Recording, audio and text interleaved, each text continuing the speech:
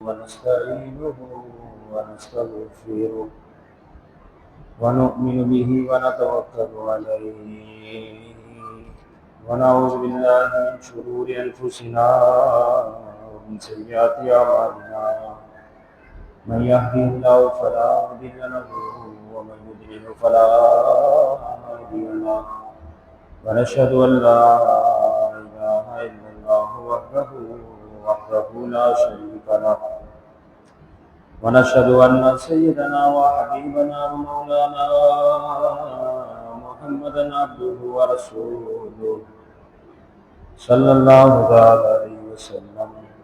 أما بعد فأعوذ بالله من الشيطان الرجيم. بسم الله الرحمن الرحيم.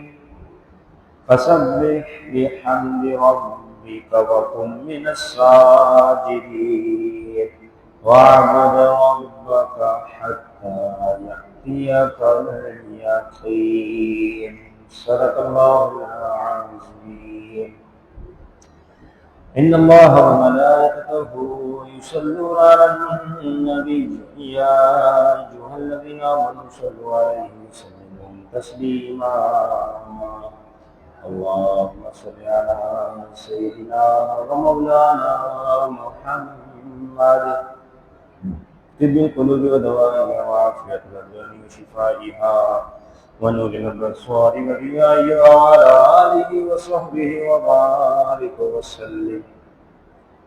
اللہ جل جلالہ کی حمد و ثنا سرکار فخر کائنات قائد المرسلین خاتم النبیین احمد مصطفیٰ جناب محمد مصطفیٰ صلی اللہ تعالیٰ علیہ وسلم کی بارگاہ میں ہدیۃً تحفۃً محبت اخلاصاً درود و سلام کا نذرانہ پیش کرنے کے بعد رب عز و جل کا فضل، اس کا کرم، اس کی دینی توفیق سے الحمدللہ ہماری زندگی کا یہ کارواں جاری ہے. اللہ تعالیٰ اس کو برکتوں سے مالا مال فرمائے اور ہمیں اپنی رضا والی زندگی نصیب فرمائے. یقیناً رمضان مبارک آخر کار ہم سے رخصت ہوا، ہم سے جدا ہوا اور 11 مہینے کی جدائی دے کر ہم سے رخصت ہوا. خیر، جس نے عبادتیں کی، رب کو راضی کیا، یقیناً وہ خوش و خرم ہوئے. انہوں نے اس مہینے کے دینے کا جو مقصد تھا اس کو پا لیا، اور جو محروم رہا سو سوا محروم رہا، اور اس نے گولڈن چانس، بونس اس کو ضائع کیا. یقیناً خوش نصیب رہے وہ جنہوں نے عبادتیں کی، نماز، روزہ، تلاوت قرآن، ختم قرآن، تراویح، اعتکاف، شب قدر کی 7 راتوں میں عبادتیں، ذکر و اذکار، صدقات، خیرات، جملہ عبادتیں کرنے میں کامیاب ہوئے. وہ کامیاب ہو گئے. دعا ہے اللہ رب العزت رمضان مبارک کے مقدس مہینے میں جتنی ہم عبادتیں کر سکے، مولا اپنی عبادتوں میں ہماری تمام عبادتوں کو قبول و منظور فرمائے اور ہمیں استقامت و نصیب فرمائے، غلطی کوتاہی کرنے کو معاف فرمائے. اور جس طرح ہم نے رمضان مبارک کے مہینے میں عبادتیں کی، رب کو راضی کرنے والے کام کیے، رب کو راضی کرنے کے لیے کوشاں رہے، اسی طرح مزید ہمیں یہ 11 مہینے اور بقیہ زندگی ہمیں اسی طریقے سے نیک اعمال بجا لانے ہیں انشاءاللہ. کیونکہ ہمیں رمضان ہی نہیں بننا کہ ایک چاند سے عبادت کو شروع کیا جائے، دوسرے چاند پر عبادت کو ختم کیا جائے. الیاذ باللہ، نہیں، رمضان نہیں بننا. آپ دیکھیں نہیں، چاند کا تو کمال نہیں. شعبان المعظم کا پیریڈ مکمل ہوا، اب لوگ چاند دیکھ رہے ہیں. کون سے مہینے کا؟ رمضان مبارک.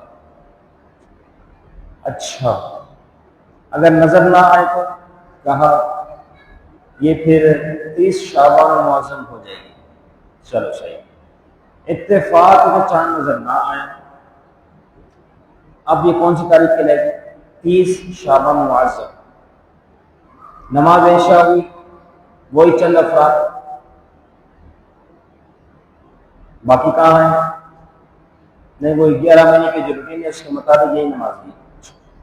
بالفرض اگر شعبان معظم کے 29 دن ہوتے ہیں اور اس کے بعد جو ہے وہ لوگ چاند دیکھ رہے ہو تو چاند نظر آ جاتا،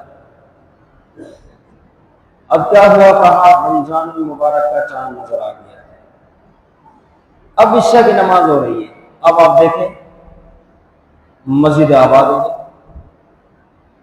یہ لوگ کہاں سے آ گئے؟ کیا باہر سے ان کو یہاں منتقل کیا گیا؟ نہیں، یہ کہاں سے ہے؟ کیا کل تک نماز عشاء 17 رکعتوں پر تھی اور آج صرف یہ 4 رکعت پڑھنے کے لیے آئے؟ کہا نہیں، بلکہ آج تو یہ 37 رکعت پڑھنے کے لیے آئے۔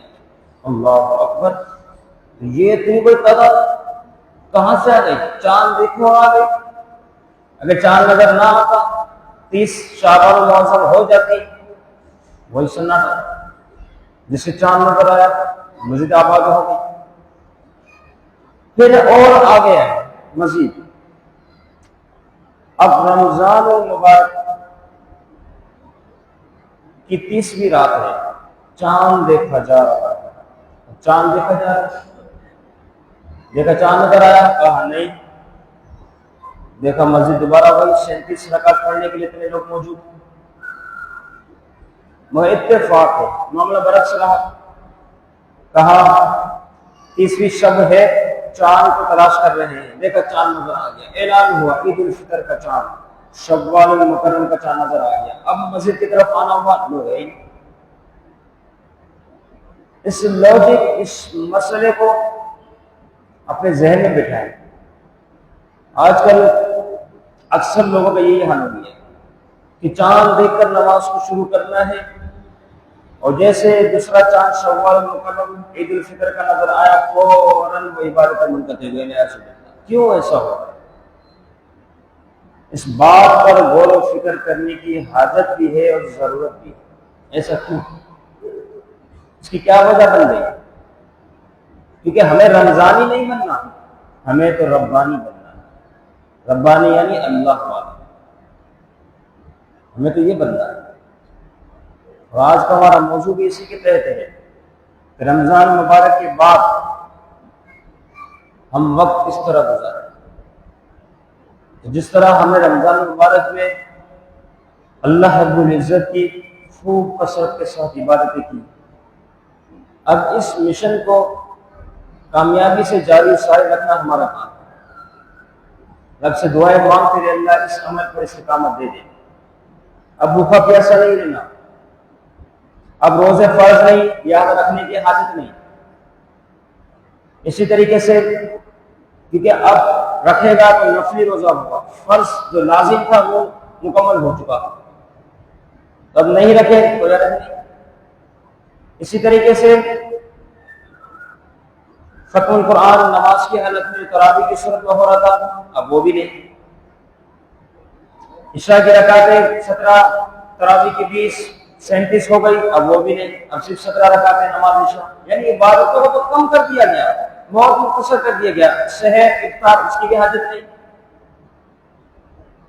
اب وہ جو پیریڈ تھا نا سحر کرنی ہے، سحری میں اس وقت تک افطاری جب وقت شروع ہو تو کرنی ہی کرنی ہے، تراویح میں ہر حال میں حاضر ہونا ہے اور 37 رکعتوں کو ادا کرنا ہے۔ اب یہ بے شمار اس قسم کی پابندیوں کو اٹھا دیا گیا، اب سہل ہے، آسانی ہے 11 مہینے۔ وجہ صرف یہ بنی کہ ہم نے 1 مہینہ تمہیں اس طور پر دیا اور تم نے اس طریقے پر عبادت بھی کی، اب تو آسانی والے معاملات ہیں، اب کہاں دور جاتے ہو عبادتوں سے؟ اب عبادتوں سے کیوں دور ہوتے ہو؟ اب تو اور عبادتوں کے قریب ہو جاؤ کہ جہاں ہم نے رعایت دی، پیچھے تمہاری اتنی مشقتیں اتنی محنتیں اور وہ بھی استقامت کے ساتھ 30 دنوں تک، لہٰذا اب آسانی والے معاملات ہیں، اب آسانی کی طرف آ جاؤ۔ اب تم خود اپنی مرضی سے جو عبادتیں ہم نے تم پر لازم کیے تم اس میں خود اضافہ کر دو اپنی مرضی سے، کیونکہ نوافل کے ذریعے بندہ رب کا قرب حاصل کرتا ہے۔ جتنی نوافل کی کثرت ہوگی بندہ رب کے اتنی قریب ہوگا فرائض کے اہتمام کے بعد، کیونکہ نوافل بندے کی اپنی چاہت اپنی رضا کے اوپر ہے۔ مثال کے طور پر بلا تشبیہ بلا تنصیب، کوئی نوکر سیٹ کے پاس کام کرتا ہے، اس کو اجرت دی جاتی ہے، اب وہ جتنا کام کرے اتنی اجرت مل رہی ہے، لیکن سیٹ کی نظروں میں اچھا بننے کے لیے نوکر اور آگے بڑھنے کی کوشش کرے، اس کو ایک کام دے وہ دو کام کر کے بتائے، اس کو دو کام دے وہ دو کاموں کو بہت اچھے طریقے سے جو سیٹ کرتا ہے اس سے بھی اچھے طریقے سے کر کے بتائے۔ اب بتائے سیٹ راضی ہوگا، خوش ہوگا، تنخواہ میں اضافہ کرے گا، اس کو اپنے قریب کرے گا، اس کو بونسوں سے نوازے گا، اس کو خود سے جدا کبھی نہیں کرے گا۔ وجہ کیا بنے گی؟ کیونکہ یہ جو چاہ رہا تھا اس سے بھی اچھا کر کے بتایا، بلا تشبیہ بلا تمثیل۔ ہمارے لیے بھی یہ ہونا چاہیے، ہم مخلوق ہے، میرا رب خالق ہے، وہ مالک ہے، اس نے ہم پر یہ ذمہ داریاں ڈالی ہے کہ ہمیں یہ سارے کام کرنے ہیں۔ اب ان تمام کاموں کو رمضان مبارک کے مہینے میں ہم نے مکمل کیا، اب بقیہ 11 مہینے کے لیے ہم پر سہولت ہی سہولت ہے کہ 5 نمازیں جماعت سے ادا کرنی ہے، باقی اس کے علاوہ حرام کاری سے بچتے رہو، حلال کاموں کو اپناتے رہو، وقت گزار بس۔ پھر اب ہمیں ان کاموں میں اپنی طرف سے اضافہ کرنا ہے، کثرت سے قرآن مجید کی تلاوت، کثرت سے ذکر و اذکار، کثرت سے درود پاک، ان تمام چیزوں کا اضافہ کرتے ہوئے ہم آگے بڑھنا ہے، تو ہمارے لیے باعث برکت ہوگی اور رب کا قرب حاصل کرنے کا ذریعہ ہو جائے گا، ہم رب کے اتنے قریب ہو جائیں۔ لیکن جہاں ہم نے اپنی حالتوں کو نہ بدلا، ہم دوبارہ اسی طرز پر آ گئے جس طرز پر ہم رمضان مبارک کے ابتدا سے پہلے تھے، جس طرز پر ہم شعبان معظم کے مہینے تک تھے، دوبارہ عید الفطر سے ہم اسی طرز پر آ گئے، تو آپ سمجھ لیں رمضان مبارک کی برکتیں ہمیں کہاں حاصل ہوئی، رمضان مبارک کا نور ہمیں کہاں نصیب ہوا۔ رمضان مبارک کا مہینہ جو ہمیں آب ظاہر متقی پرہیزگار رب کے قریب کرنے کے لیے آیا تھا، ہم کہاں قریب ہوئے؟ یہ بات یاد رکھے، ہم میں سے ہر شخص اس چیز کو پسند کرتا ہے، چاہتا ہے، اس کی تمنا ہے، آرزو ہے کہ میری عبادتیں قبول ہوئی یا رد ہوئی مجھے معلوم ہو جائے۔ بتائیں ہم سب چاہتے ہیں، ہم سب کی چاہت ہے، تمنا ہے کہ ہمیں بتا دیں کہ ہماری عبادتیں قبول ہوئی یا رد کر دی گئی۔ تو اس کا آسان خلیہ یہ ہے، اس کا آسان حل یہ ہے، ہر شخص ہم میں سے اس بات کو بخوبی اور آسانی سے جان سکتا ہے، بہت آسان ہے۔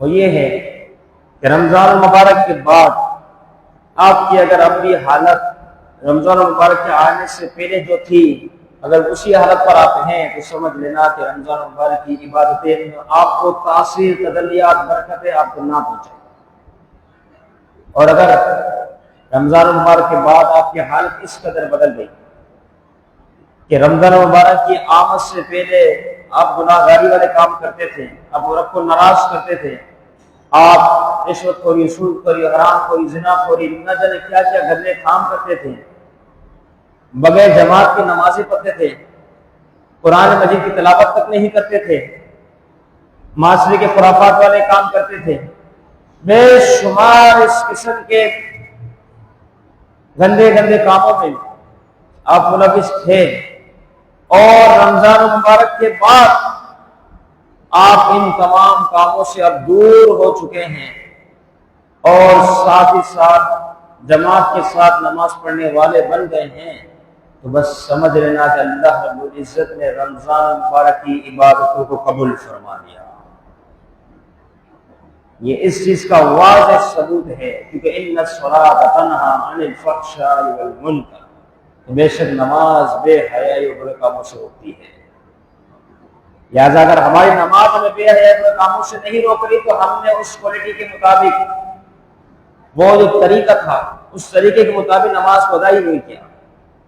جب ہماری نمازوں نے ان چیزوں سے روکنا شروع کر دیا، ہمیں ان چیزوں سے دور کر دیا، برائی سے ہمیں دور کر دیا، معاشرے کے خرافات سے ہمیں دور کر دیا، تو بس سمجھ لینا کہ اب نماز کی تاثیر ہمیں نصیب ہونا شروع ہو گئی ہے، اس کی برکت ہمیں حاصل ہونا شروع ہو گئی ہے۔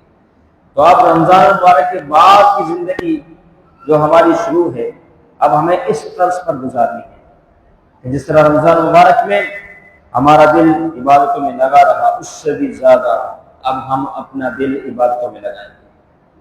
اب تو سہل کام ہے، جس طرح آپ کو گنوایا ہے۔ اور یہ بات یاد رکھے، مریض اگر دوا پیے اور صحیح نہ ہو تو اس کی دو وجہ ہو سکتی ہے۔ ہم بھی گناہوں سے سر تا پاؤں بھرے ہوئے، ہمارا وجود گناہوں سے بھرا ہوا، تو گناہوں کے معاملات میں ہم گناہ کر کر کے اس کے عادی ہو گئے، مریض بن گئے۔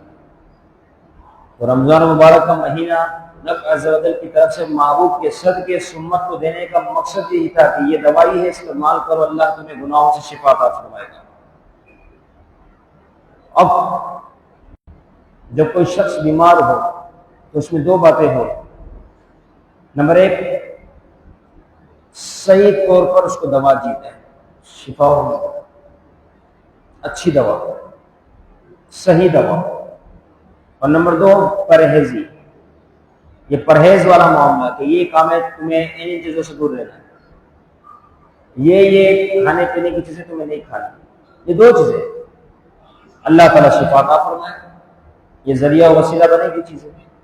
شفا تو میں رب دے گا، وَإِذَا مَرِضْتُ فَهُوَ يَشْفِينِ، جب میں مریض ہوتا ہوں، بیمار ہوتا ہوں، میرا رب بھی مجھے شفا دیتا ہے، مجھ پر کوئی مرض آئے میرا رب مجھے شفا دے۔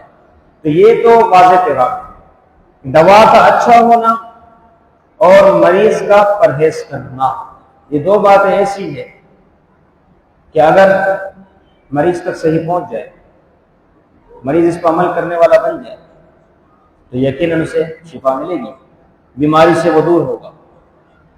اب اگر ہم اپنے آپ کو دیکھیں کہ ہم گناہوں سے ہمارا بھرا ہوا وجود 11 مہینہ گناہ کرتا رہا، رمضان مبارک کا مقدس مہینہ ہمیں عطا ہوا تھا حضور کے صدقے، اب یہ مہینہ عطا ہوا، پھر اس میں عبادتیں ہیں، روزہ ہے، نمازیں ہیں، تراویح ہے، ختم قرآن ہے، شب قدر کے مقدس صلاتیں ہیں، پھر اعتکاف ہے، جملہ عبادات، صدقات، خیرات، ذکر و اذکار، یہ تمام باتیں ہیں۔ تو یہ تمام در حقیقت روحانی غذائیں ہیں رب کی طرف سے جو ہمیں عطا کی گئی، یہ ساری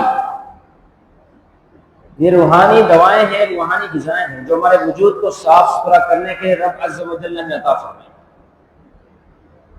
اب وہی دو باتوں کی طرف آپ آ جائیں، کیونکہ بیمار ہے، نمبر ایک دوا کا اچھا ہونا، نمبر دو پرہیز کرنا، دو ہی باتیں۔ اب ہم گناہوں سے بھرے ہوئے، رب عز و جل کی طرف سے ہمیں روحانی دوائیں دی گئی، لہذا دوا رب عز و جل نے دی ہے۔ نماز کا کس نے کھول دیا؟ رب ہے۔ روزے کا رب نے، جملہ عبادات کا رب نے۔ تو رب کی طرف سے جو حکم ہے، یعنی ہمیں جو روحانی دوائیں دی جا رہی ہے وہ ہر حال میں صحیح ہی صحیح ہے، اس میں 1% دور رائے کے دانے کے برابر بھی، بال کی نوک کے برابر بھی شک کی گنجائش نہیں، ہر حال میں وہ درست ہے۔ یعنی دوائیں جو ہمیں روحانی عطا کی جا رہی ہے وہ تو بالکل بے آئینی درست ہے۔ اب دوسری چیز وہ ہے پرہیز کرنا، دوا کے ساتھ ہم پرہیز کرنے والے بن جائیں، بیماری سے چھٹکارا مل جائے، شفا نصیب ہو۔ یہاں روحانی ہمیں پورا مہینہ دوائی دی گئی عبادتوں کی صورت میں، تاکہ ہم گناہوں سے دور ہو جائیں، اور ہمارے یہاں جو گندا وجود ہے، سر کا پاؤں گناہوں سے بھرا ہوا، وہ پاک صاف ستھرا ہو جائے۔ دوائی تو A1 قسم کی دی گئی، بہترین قسم کی دوائی دی گئی، دوا کے ساتھ جو پرہیز تھا وہ ہمیں کرنا تھا۔ وہ پرہیزی یہ تھی کہ ہر قسم کے حرام کاموں سے ہمیں بچنا۔ اب دیکھیں ہمارا دل ہے نا، یہ پیالے کی مانند ہے، اب پیالہ ہے، اس میں آپ صاف پانی ڈالیں، پھر اسی پیالے کے اندر آپ گندی شے کو داخل کر دیں، نجاست والی۔ اب بتائیں صاف پانی صاف رہا، استعمال کے لائق رہا، بلکہ وہ پانی اب ایسا ہو گیا کہ پہلے اس سے طہارت حاصل کی جا سکتی تھی، اب طہارت تو کجا، بلکہ اب اگر آپ اس کو جہاں پر ڈالیں گے جگہ کو بھی ناپاک کر دیں گے. کپڑے پر آئے کپڑے بھی ناپاک. تو اسی طریقے سے ہمارے دل کا معاملہ ہے, ہمارے وجود کا معاملہ ہے. عبادت کر کر کے روحانی غذا کو حاصل کر کے ہم اس کو صاف ستھرا کر رہے ہیں. اس گناہ گاری والے وجود کو ہم ستھرائی کی طرف لا رہے ہیں. لیکن ہم نے اگر پرہیز نہ کیا تو اس کی مثال بھی ایسی ہے کہ وہ خلط ملط والا سلسلہ ہوا اور ہمارا وجود وہی گندگی کی طرف رہا. کوئی شخص اگر سفید لباس سے بدل کرے اور اس کے بعد خوب صاف ستھرا ہو کر خوشبوئیں لگا کر کیچڑ میں جا کے لیٹ دے, مجھے بتایا کہ اس کے سفید لباس کو پہننے کا فائدہ ہوا, خوشبو لگانے کا فائدہ ہوا, اس کو اپنے آپ کو ستھرا ظاہر کرنا تو اس کو کوئی فائدہ ہوا؟ تمام خیالات, تمام تصورات, تمام اس کی سوچیں برباد ہو گئی, کیونکہ اس نے اپنے آپ کو ظاہری طور پہ تو صاف ستھرا کیا, بہترین قسم کا لباس زیب تن کیا, لیکن ساتھ حرکت کیا کری کہ اپنے آپ کو اس نے کیچڑ میں ڈال دیا, تو خراب ہو گیا. بے آئینی اسی طرح پر رمضان مبارک کی عبادتیں ہمیں صاف ستھرا کرنے کے لیے آئی, ہمیں شفاعت کرنے کے لیے آئی, ہمیں وہ معطر کرنے کے لیے آئی. اور رب عز و جل کے فضل و کرم سے جنہوں نے اپنے آپ کو معطر کیا کامیاب رہے, جنہوں نے عبادتوں میں وقت کو گزارا کامیاب رہے. اب یہ سارے کام کرنے کے بعد جیسے ہی عید الفطر کا معاملہ ہوا, شوال المکرم کا چاند نظر آیا, اب یہ وجود جو صاف ستھرا ہو چکا تھا, اب اس وجود کی حفاظت کرنی تھی, اس جسم کی حفاظت کرنی تھی, اسے حرام کاری سے بچانا تھا, اسے گناہ گاری والے کاموں سے بچانا تھا, اسے ہر حال میں ہر وہ کام جس سے رب ناراض ہوتا ہے اس سے دور کرنا تھا. لیکن افسوس در افسوس اس نے دوبارہ انہی کاموں کی طرف جانا شروع کر دیا, حرام کا اس نے ارتکاب کیا, سود خوری, شراب خوری, حرام خوری, زنا خوری, ان تمام خرابات پر پھنس گیا. جھوٹ, غیبت, ریاکاری, بد اخلاقی, بد نگاہی, کینہ, بغض, تکبر, لڑائی جھگڑے, فلم, ڈرامے, گانے بجنا, کیا کیا کیا کیا کام میں پھنستا چلا گیا, جہاں پر اس کا وجود پورا مہینہ عبادت کر کر کر کے اس نے باطن کو ستھرا کیا. شوال المکرم کا چاند نظر آیا, اب اس کے بعد دوبارہ ان تمام خرافات میں پڑھ کر اس نے اپنے وجود کو دوبارہ پہلے سے بھی زیادہ کیچڑ والا کر دیا, پہلے سے بھی زیادہ گندا کر دیا. وہ جو سارا مہینہ عبادتوں میں گزارا, اس کی جو تاثیر تھی, اس کی تجلیات تھی, اس کی نور کی کرنیں تھی, اس نے سب ضائع کر دیا. کیونکہ 2-4 دن کا پیریڈ نہ تھا, پورے 30 دنوں پر مشتمل ایک بہترین قسم کا پیریڈ عطا کیا گیا کہ تم اس میں عبادت کے قریب ہو جاؤ, اللہ رب العزت کا قرب حاصل کر لو. تو اس نے اس طرز پر وقت گزارا, لیکن اس مہینے کی رخصتی کے ساتھ ہی خرافات کی طرف آ گیا, برائی کی طرف آ گیا, تو اس کا حال اتنا برا ہوا. لہذا ہمیں اس بات پر غور و فکر کرنے کی حاجت ہے کہ ہمارے معاملات کس جانب بڑھ رہے ہیں, ہمارے قدم کس جانب بڑھ رہے ہیں. کہیں ایسا تو نہیں الیاذ باللہ ثم الیاذ باللہ کہ ہم نے رمضان المبارک کی بات کو کیا, اس کے بعد ان خرافات کی طرف چلتے ہوئے کہیں ایسا تو نہیں کہ ہم نے تمام عبادتوں کو برباد کر دیا, کہیں ایسا تو نہیں ہم نے اپنے رب کو ناراض کر دیا. آج یہ چند روز گزرے ہیں, ہمیں اس بات پر خوب غور و فکر کرنا ہے کہ اگر ان ایام میں جو 4-5-6 روز گزرے ہیں, کہیں ایسا تو نہیں کہ ہم نے رب کو ناراض کر لیا, جماعت کے بغیر نمازیں شروع ہو گئی, اسی طریقے سے گناہ گاری کی طرف ہمارے قدم جمنا شروع ہو گئے لیاذ باللہ, تو اب ان قدموں کو روکنا ہے. اور ساتھ ہی ساتھ جو نماز بغیر جماعت کے ادا ہو رہی ہے, اب آئندہ سے نیت کرنی ہے, جس طرح رمضان مبارک میں ہم نے کثرت کے ساتھ عبادت کی, تمام نمازوں کو جماعت سے ادا کیا, اب اسی طرز پر ہمیں ساری زندگی گزارنی ہے انشاءاللہ. اس نیت کے ساتھ آگے وقت گزارنا ہے. یہ رمضان مبارک ہمیں یہی درس دے کر گیا, یہی سکھا کر گیا, یہی سمجھا کر گیا کہ رمضانی نہ بنو, ربانی بن جاؤ. ربانی یعنی اللہ والے بن جاؤ, کہ ایک چال کو دے کے دوسرے چال پر عبادت کو ختم نہ کرو. جس طریقے سے ہوا و پانی رب کی نعمت ہے, بتاؤ میرے رب نے کبھی ہوا پانی تم پر بند کیا؟ بندہ کتنا گناہگار کیوں نہ ہو جائے, کیا ہوا اس سے روکی جاتی؟ ہوا آکسیجن جس سے بندہ سانس لیتا ہے, ایک ذرا سی جھٹکا لگے, آپ دیکھیں بندے کی اپنی کیا حیثیت ہے. ذرا آکسیجن سانس لینے کا معاملہ ہو, آپ دیکھیں اس کی حالت کیسی غیر ہو جاتی ہے, اس کے پھیپھڑے, اس کے لنگس کام کرنا چھوڑ دیں. فوراً اس کو جو ہے نیبولائز وغیرہ کرنا ہوگا، وجہ کیا کہ آکسیجن رک رہا ہے۔ تو میرا رب تو یہ سدا نعمتیں ہمیں دیے ہوئے ہیں، وہ تو ان چیزوں کی پابندی نہیں لگاتا۔ ہوا پانی جو انسان کی بنیادی شے ہے، وہ ان چیزوں کی پابندی نہیں لگاتا۔ وَجَعَلْنَا مِنَ الْمَاءِ كُلَّ شَيْءٍ حَيٍّ، فرمایا ہم نے ہر جاندار کے لیے پانی کے اندر زندگی کو رکھ دیا۔ سورہ انبیاء 17واں پارہ۔ تو پانی کے اندر ہر شے کی زندگی موجود ہے، تو لہذا اب ہم اپنے بارے میں غور و فکر کریں، کیا میرے رب نے پانی بند کیا؟ کیا میرے رب کی طرف سے ہوا کا بند ہوا جس کی وجہ سے ہم سانس نہ لے سکے؟ نہیں۔ کیا اس نے ان چیزوں کو مقید کیا ہے؟ کیا وہ رب ہو کر اپنی مخلوق پر ان چیزوں کو قید کرتا ہے کہ میں اتنے دن دوں گا اتنے دن نہیں دوں گا؟ تو جب وہ رب ہو کر اپنی مخلوق پر، وہ خالق ہو کر اپنی مخلوق پر ان چیزوں کو مقید نہیں کرتا، بلکہ فرماتا ہے عطا کیا ہے تجھے، جب تک تیری سانسیں باقی ہے تجھے یہ نعمتیں سے میں سرفراز کرتا رہوں گا۔ ہر قسم کی نعمتیں دی، یہ دو نعمتیں میں نے بنیادی خاص طور پہ گنوائی، تو یہ بھر بھر کے نعمتیں دی گئی۔ تو لہذا ہمیں بھی چاہیے کہ جس طریقے سے ہمارے رب نے ہمارے نعمتوں کو مقید نہیں فرمایا، ان نعمتوں کو قید نہیں کیا، ان نعمتوں کا پیریڈ نہیں باندھا، تو پھر ہمیں بھی چاہیے کہ اپنے خالق کی، اپنے مالک کی، اپنے رب عز و جل کی ہم بھی عبادتیں کریں بغیر قید ہو کر، ہر حال میں عبادت کریں۔ یہ نہ ہو کہ رمضان مبارک کا مہینہ تھا تو عبادت تھی، اب رمضان مبارک کا مہینہ نہیں تو عبادتوں سے دور ہو گئے، جماعت کے بغیر نماز پڑھ رہے ہیں، اب کوئی پرواہ نہیں۔ یہ ایک مہینے کا پیریڈ گزرا تو یہ نہیں کہ ہم نے عبادتوں کو اس کے لیے مقید کر دیا، نہیں، ہم اپنے رب کی نعمتوں کو سدا حاصل کر رہے ہیں۔ لَإِن شَكَرْتُمْ لَأَزِيدَنَّكُمْ، فرمایا تم میرا شکر ادا کرو میں تم پر اور نعمتوں کو بارش کر دوں گا، اور نعمتوں کا نزول کروں گا۔ تو ہمیں ان کے رب عز و جل کی نعمتوں کو اور حاصل کرنا ہے، لہذا ہم اس کا شکر بجا لاتے ہوئے ہمیں چاہیے کہ ہم کثرت کے ساتھ عبادت کرنے والے بن جائیں، یہی ہماری تمنا ہو، یہی ہماری آرزو ہو، اور آگے ساری زندگی ہمارا یہی مشن ہو۔ جس کا مشن اس سے پیچھے ہٹائے اس کو چاہیے آج ہی توبہ کرے، استغفار کرے، اور پھر اسی طرح رمضان مبارک کی عبادتوں کے طرز پر اپنی زندگی گزارنا شروع کر دے۔ کیونکہ اس بات کو ہمیشہ یاد رکھیں، جس کام سے میرا رب راضی ہوگا ہر حال میں وہ کام کروں گا، چاہے اس میں ساری دنیا میری مخالف کیوں نہ ہو جائے۔ اس لائن کو یاد کر لیں، جس کام سے میرا رب راضی ہو رہا ہے ہر حال میں مجھے وہ کام کرنا ہے، چاہے پوری دنیا میری مخالف کیوں نہ ہو جائے۔